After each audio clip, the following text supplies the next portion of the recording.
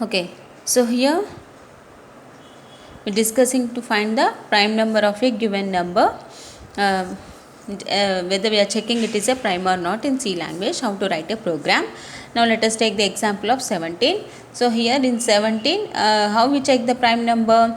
If it contains more than two multiples factors, then it is not a prime number. Okay, now eliminate this 1 and itself, then check with the between 1 and 17. So what are the numbers between 1 and 17? From 2 to 16. Here if any number divisible with 17, if we get the remainder 0, then it is not a prime number. Okay, so to get the remainder 0, here we use the operator modulus operator. By using the modulus operator, we are checking whether it is we are getting the remainder. If it is equals to 0, it is not a prime number, otherwise it is a prime number. Okay, we have to check with all the numbers from 2 to the 16. Now let us check with the 2. So it is not equals to the remainder is not equals to 0. And if we check with the 3, the remainder is also not equals to 0. Okay, we check the 4, the remainder is also not equals to 0. And check with the 5, it is not equals to 0. 6, 7, 8, 9, 10, 11, 12, 13, 14, 15, 16. Okay, so after that we stop dividing.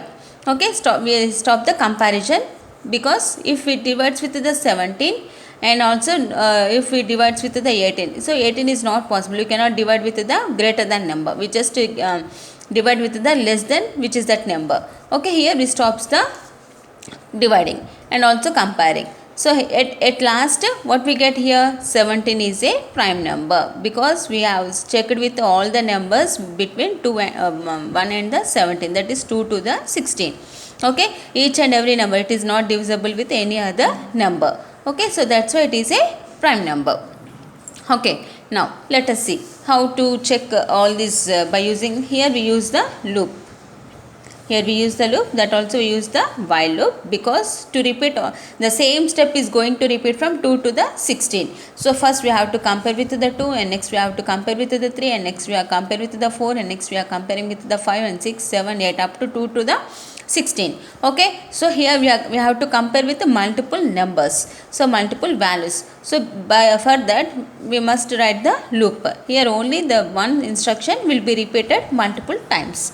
Okay, so while looking at here, so here in the numerator and the denominator, the numerator is constant, the 17, that is the input, we are checking with the every number 17. Okay, let it be n, that is the n, it is not changing. So in denominator, first 2, next 3, next 4, next 5, next 6, next 7, like that it is incrementing from 2 to the 16.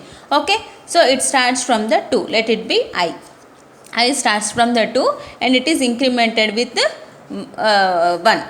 I starts from the 2, let it be I. So here we write n modulus I double equals to 0.